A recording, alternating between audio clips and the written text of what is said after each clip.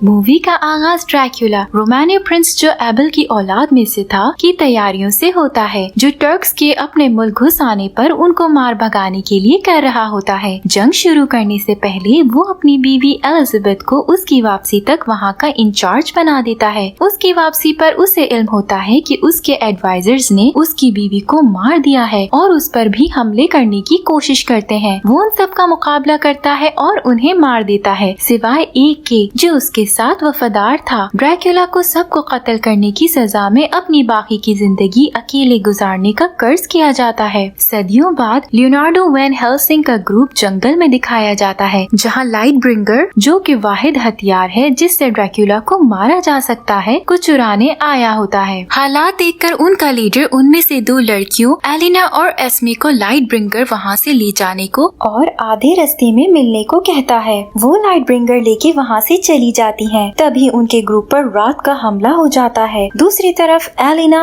और एस्मी को जंगल से मुख्तलिफ आवाजें आती हैं, जिससे उनका घोड़ा भाग जाता है और एस्मी बेहोश हो जाती है। अगले सीन में ड्रैक्युला का गार्ड रात कुछ प्रिजनर्स को ड्रैक्युला के पास कैसल में भेजता है और खुद लियोनार्डो के ग्रुप के पास लड़ने जाता है। दूसरी तरफ एस्मी को होश आता है तो साथ ही उन पर डाकू जिनका लीडर लूशियन था उन पर हमला कर देता है। लूशियन उनसे लाइट ब्रिंगर लेने में कामयाब हो जाता है और एस्मी और एलिना उनके साथ चली जाती हैं। अगले सीन में सब कैदियों को ड्रैक्युला के सामने पेश किया जाता है। फिर उन्हें डाइनिंग रूम की तरफ ले जाया जाता है जहाँ खाना पड़ा होता है और वो खाने लगते हैं। दूसरी तरफ लूशियन लाइट ब्रिंगर को चलाने की कोशिश करता है। इसी में एलिना और एस्मी की उनसे बहस हो जाती है, लेकिन अचानक लूशियन एलिना को पकड़ लेता है और वो एक दूसरे से प्यार का इजहार करते हैं। इतने में लियोनार्डो भी वहाँ पहुँच जाता है और वो एलिना और एस्मी से नाराजगी का इजहार करता है। इतने में रात भी वहाँ हमला कर देता है। इसी लड़ाई में लूशियन लाइट ब्रिंगर को एक्टिवेट करने की कोशिश करता है। वो रात को भी उससे मारने की कोशिश करता है। बहुत से डाकू मारे जाते हैं, लेकिन रात एलिना को उठाकर ड्रैक्युला के पास ले जाता है। ड्रैक्युला उसे देखकर हैरान होता है और अपने एडवाइजर को उसका ख्याल रखने का कहता है। एस्मी, लूशियन और लियोनार्डो को एलिना को ढूंढते ढूंढते सुबह हो जाती है। ड्रैक्युला और उसका एडवाइजर रेनफील्ड आपस में बात करते करते एक कमरे में पहुंच जाते हैं और ड्रैक्युला एक कब्रनुमा जगह में जाकर लेट जाता है। दूसरी तरफ एलिना डर कर उठ जाती है और अपना कमरा देखने लगती है। फिर बाहर चली जाती है और रेनफील्ड की एक कमरे से आवाज आती सुनकर वहाँ चली जाती है और उससे बात करते हुए बताती है कि बचपन में जो कहानियाँ सुनाई जाती थी उसने आज तक उन पर यकीन नहीं किया था। फिर वो उसे एक कमरे में ले जाकर उसकी मरहम करता है, जहाँ एलिना उसे कहती है कि तुम्हारा लॉर्ड एक मॉन्स्टर है और उसे तबाह हो जाना चाहिए, लेकिन रेनफील्ड वहाँ से चला जाता है। अगले सीन में एस्मी, लूशियन और लियोनार्डो लाइट ब्रिंगर को इस्तेमाल करने की कोशिश कर रहे होते हैं। इतने में लियोनार्डो लूशियन के हाथ पर एक कट लगाता है जिससे उसका खून निकलने लगता है और वो लाइट ब्रिंगर को लगाता है और वो एक्टिवेट हो जाता है। वहाँ लियोनार्डो से बताता है कि ड्रैक्युला के खून से ये लाइट ब्रिंगर मुर्दा को भी जिंदा कर देता है। वहाँ एलिना कैसल से निकलने की कोशिश करती है, लेकिन तभी उसको एक लड़की जिसका नाम डिमिट्रिया होता है रोकती है और अपने साथ डाइनिंग रूम में ले जाती है। वो उसे वहाँ का माहौल दिखाती है और कहती है कि उसे तो यहाँ रहना पसंद है। वहाँ सब डांस कर रहे होते हैं। इतने में एलिना बेहोश हो जाती है और वो वैम्पायर्स उसे खाने लगते हैं कि ड्रैक्युला आकर एलिना को बचा लेता है। ड्रैक्युला रेनफील्ड पर गुस्सा होता है और वो आकर डिमिट्रिया को थप्पड़ मारता है। एस्मी, लूशियन और लियोनार्डो डीमन हंटर्स की एक गैदरिंग में पहुँचते हैं, जहाँ उन्हें एंड्रोस मिलता है जो कि एक बड़ा एक्स हंटर था और सालों पहले इसी तरह अपनी बहन के उठाए जाने पर ड्रैक्युला और उसके कैसल की तलाश में होता है। एंड्रोस भी उनका ग्रुप ज्वाइन कर लेता है और वहाँ लियोनार्डो सबको बताता है कि ड्रैक्युला किस तरह अपने खून को निकालकर लोगों को पिलाता है, जिससे या तो लोग हमेशा के लिए जिंदा रहते हैं या हमेशा के लिए उसके गुलाम बन जाते हैं या फिर मारे जाते हैं। ये सारा सीन एलिना भी देख लेती है। एलिना डरकर वहाँ से भाग जाती है और उसी कमरे में पहुँच जाती है जहाँ ड्रैक्युला कब्रनुमा जगह में गया था। इतने में ड्रैक्युला भी वहाँ पहुँच जाता है और एलिना उसे मारने का कहती है, लेकिन वो ज्यादा सीरियस रिस्पॉन्स नहीं देता। वो उसे कहती है कि तुम मैन नहीं डीमन हो, जिस पर वो मुस्कुराता है। फिर वो उसे अपनी बीवी का नेकलेस पहनाता है, जिससे उसे अपनी बीवी याद आने लगती है। दूसरी तरफ एस्मी, लूशियन, लियोनार्डो और एंड्रोस प्लानिंग कर रहे होते हैं कि रात उन पर हमला कर देता है। है। एंड्रोस अपने एक्स से उन सबको मारता है। वो रात पर भी हमला करता है और तभी लूशन लाइट ब्रिंगर को एक्टिवेट करके रात पे हमला करता है, जिससे ड्रैक्युला जो कि कैसल में मौजूद होता है गिर जाता है। रात गिर जाता है और कैसल पहुंचाया जाता है। कैसल पहुंचने पर उसे पता लगता है कि केन एक डिसेंडेंट है जो लाइट ब्रिंगर को एक्टिवेट करना जानता है और उसी ने रात को भी मारा है। ये सुन के ड्रैक्युला अपना ब्लड रात पे लगाता है, जिससे वो फिर से उठ खड़ा होता है। अगले सीन में एलिना ख्वाब की शक्ल में देखती है कि ड्रैक्युला किस कदर मोहब्बत करने वाला होता है। फिर वो उसकी बीवी को कैसे मारा गया देखकर डर के उठ जाती है और खिड़की के पास खड़ी होती है कि ड्रैक्युला आ जाता है। ड्रैक्युला उसे बाहर लेकर जाता है और उसे तारों भरा आसमान दिखाता है। वहाँ वो दोनों काफी देर बातें करते हैं और ड्रैक्युला उसे अपने खोए हुए प्यार की तलाश के बारे में बताता है। दूसरी तरफ लियोनार्डो का ग्रुप रात को दोबारा देखता है और हैरान होता है कि ये तो मर चुका था। और फिर ड्रैक्युला और एलिना कपल डांस करते हैं और ड्रैक्युला उसे बताता है कि उसे उम्मीद है कि वो एक दिन लाइट ब्रिंगर जरूर इस्तेमाल करेगा ताकि वो किसी और की मोहब्बत को बिछड़ने से बचा सके। इतने में रेनफील्ड उन्हें एक ग्रुप के आने की खबर देता है, जिस पर एलिना लूशन का नाम लेती है और ड्रैक्युला उससे पूछता है कि क्या तुम उसे जानती हो। तो वो बताती है कि वो मुझे मेरी बहन के साथ ढूंढ रहा होगा, जिस पर ड्रैक्युला कहता है कि बहुत से लोगों ने इस जगह को ढूंढने की कोशिश की है लेकिन आज तक कामयाब नहीं हो सके। फिर वो उससे लूशन के बारे में उसकी फीलिंग्स का पूछता है लेकिन वो कोई भी जवाब दिए बगैर वहाँ से चली जाती है। अगले सीन में लियोनार्डो का ग्रुप लाइट ब्रिंगर की मदद से पहाड़ चढ़ते चढ़ते ड्रैक्युला के कैसल तक पहुँच जाते हैं और उसमें दाखिल हो जाते हैं। अंदर पहुंचकर फिर से जंग शुरू हो जाती है। उनमें से एक साथी अपनी तलवार से सबका मुकाबला करता है और फिर रात तक पहुंच जाता है। वहां पर लड़ते लड़ते रात उसको मार देता है। दूसरी तरफ लूशन एलिना के कमरे तक पहुंच जाता है, जिसे देखकर वो बहुत खुश हो जाती है। लियोनार्डो का सामना ड्रैक्युला से होता है, जिसे जंजीरों में बांधा होता है। ड्रैक्युला रेनफील्ड को हुक्म देकर जाता है कि लियोनार्डो को खत्म कर दिया जाए। रेनफील्ड वहाँ पर मौजूद वेम्पायर्स को लियोनार्डो को मारने का कहता है। वो सब उस पर अटैक कर देते हैं। एस्मी लियोनार्डो की आवाज सुनकर उसकी तरफ जाती है लेकिन वो जख्मी हालत में जमीन पर पड़ा होता है। एंड्रोस उसकी जंजीर तोड़ने की कोशिश करता है लेकिन नाकाम रहता है। इतने में एंड्रोस की बहन डिमिट्रिया उसे आवाज देती है, जिसे देखकर एंड्रोस खुश और हैरान हो जाता है। एस्मी एंड्रोस को उसके पास जाने से रोकती है। डिमिट्रिया वेम्पायर बनके उसके ऊपर हमला करने लगती है कि एस्मी डिमिट्रिया को मार देती है। ये आवाज सुनकर लूशन और एलिना उनकी तरफ जाते हैं लेकिन इतने में सारे वेम्पायर्स जाग जाते हैं और एस्मी पर हमला कर देते हैं, जिसे एंड्रोस बचाता है। हर तरफ जंग हो रही है। लियोनार्डो